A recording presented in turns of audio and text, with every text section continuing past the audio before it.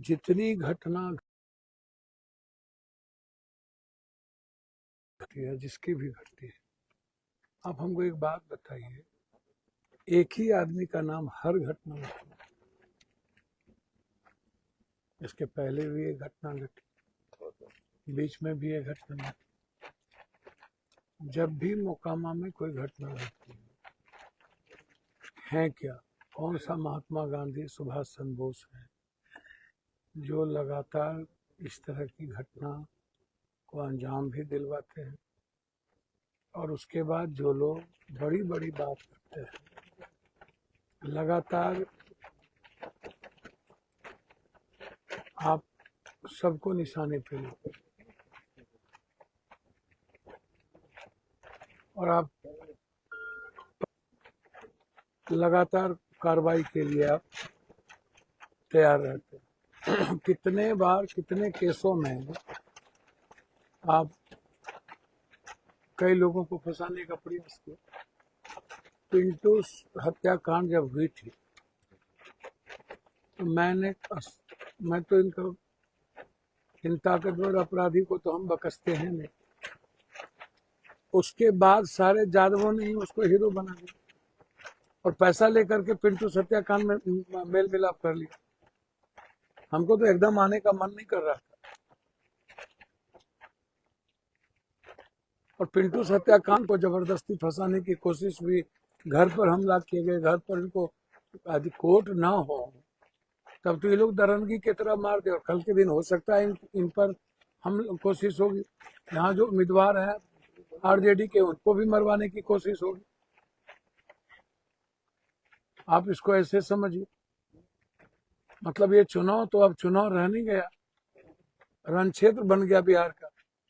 आप मतलब एक दोष है कि यह लगातार उनके पाप और कुकर्म को के बारे में बोल रहे, और तो कुछ भी दोष नहीं है इनका। बरसों से यह अपने समाज का काम करना, अपने लोगों का, समाज में जो गरीब गुरबा है उसके हित की बात करना, उसके लिए जीना। क्या लल्लू मुखिया के पक्ष में या लल्लू मुखिया के बारे में बोलना उनकी हत्या का कारण बन गया, या और किसी उम्मीदवार के पक्ष में खड़ा होना? क्या ये लोकतंत्र में यही खूबसूरती है ना कि हम स्वतंत्र होकर किसी भी के साथ हम काम कर सकें? तो हमको तो अब डर है जो टाल और दियरा की स्थिति है, और जो खास तौर पर डिप्टी सीएम, मिनी सीएम जो है, जो भागलपुर से लेकर के पटना तक जिनका एक ही राज चलता है, वो तो कभी वो उन्हीं के एक यहाँ से वहाँ तक स्वजातीय एक ही, मतलब 90% दरोगा, एएसपी, सारे के सारे वही लोग हैं। कैसे बचिएगा आप हमको बताइए?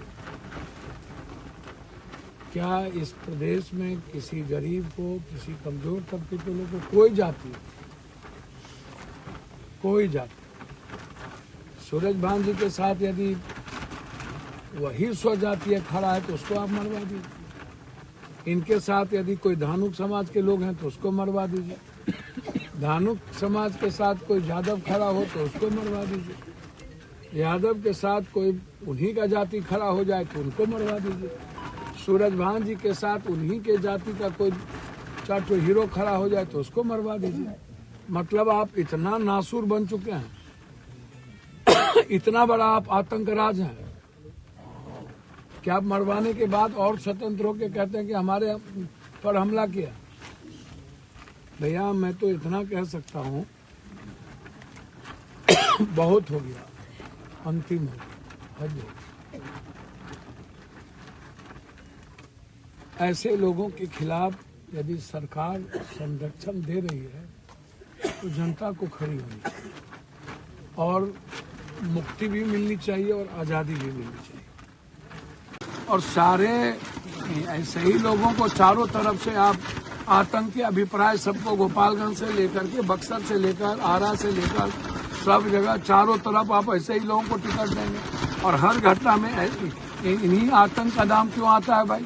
क्या कोई आप चले जाइए, यदि विपक्ष के कैंडिडेट सूरज भान है, उसके साथ कोई भूमिहार समाज के लोग हैं, तब भी मारे जाते हैं, तब भी उसके घर पर गोली फायरिंग होती है।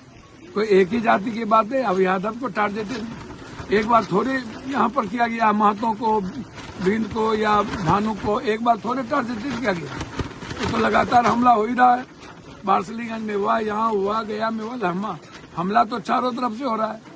इसको कौन सा राज आप कहिएगा? आप बताइए ना। जंगल राज 19 साल 20 साल पहलू का बात आप करते हैं। आप जो 16 सालों से यहाँ पर चारों तरफ आतंक का माहौल बनाए हुए हैं, लोगों की जिंदगी जीने का अधिकार छीन लिए हैं, पूरा का पूरा प्रशासन के संरक्षण में चारों तरफ से कवर्ड रहता है और मार करके जाकर के पूरे मजे लेता है और स्पीच देता है। जानवर से बदतर जिंदगी मारा गया दुलारचंद जी। आखिर गुनाह क्या था दुलारचंद जी का भाई कि आम लोगों के लिए जीते थे? हम तो 80 से इस व्यक्ति को जानते हैं, मेरा रिश्ता रहा है, व्यक्तिगत रिश्ता रहा है। क्या किसी कैंडिडेट को मदद करना, किसी कैंडिडेट के बारे में बोलना और किसी कैंडिडेट के गलत तरीके के बारे में बोलना क्या मौत का कारण बन जाए? और घसीट के मारिए, गाड़ी चढ़ा के मारिए और उसके बाद कह दीजिए कि एक्सीडेंट हो जाए। उसके बाद पैर में गोली मारा गया, दोनों गाड़ी पर गाड़ी चढ़ा दी गई। तो इतना बड़ा आतंक, हर घटना में एक ही आतंक का नाम क्यों आता है भाई? जितनी घटना घटे एक ही नाम, और उल्टे प्रशासन जाकर के विपक्ष के कैंडिडेट, जो विपक्ष के लोग हैं, जो समाज में काम करता है, उसको फंसाओ, उसको भगाओ। हमें तो डर है कि आगे कई घटना न घटे, बाढ़ के कैंडिडेट लल्लू जी न मारे जाएं, सूरज भान जी को न मार दिया जाए। ये क्या होगा कहना मुश्किल है। हालात अच्छे नहीं हैं। चुनाव आयोग से भी आप अपेक्षा नहीं कर सकते हैं। दिल्ली से, भागलपुर से लेके पटना तक सुपर सीएम का चलता है। उनको जिनका फोन जाएगा, हम तो पूरा का पूरा चाहेंगे सारे पदाधिकारी का निकाला जाए कॉल डिटेल, कब कब किसका किसका फोन आता है। हम सारे कॉल डिटेल, जाना जरूरत पड़ेगा तो हाईकोर्ट जाएंगे कि आप कॉल डिटेल निकालिए और उस कॉल डिटेल की जांच करिए कि सुबह से शाम किसका किसका फोन आता है। सर्विलांस पर लीजिए, सारे अपराधियों को संरक्षण, हर केस को डाइवर्ट करना, मेडिकल टीम गठित कीजिए, इनका पोस्टमार्टम करिए, अविलंब 48 घंटे के अंदर पोस्टमार्टम रिपोर्ट आप सार्वजनिक करिए और जिनका नाम इस घटना में दिया गया है उसकी गिरफ्तारी अविलंब हो और हाईकोर्ट के मॉनिटरिंग में इसकी जांच हो, एसपीडी ट्रायल हो और अविलंब एसपीडी ट्रायल करके उसकी फांसी की सजा हो। पहले ही इन्हें फांसी होती। पिंटू हत्याकांड के बाद हमारे लोगों ने ही पैसे लेके कंप्रोमाइज कर लिया।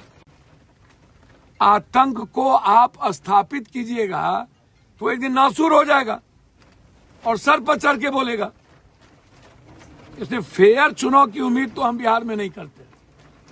हमको लग रहा है कि अब बीजेपी पूरी ताकत लगाएगा प्रशासन के द्वारा और महागुंडा राज पैदा करके आतंक का माहौल जो बना हुआ उसको और आतंक पैदा करके विपक्ष की सीटों को कमजोर करना और हराना इनका मकसद रह गया। तो आप फिर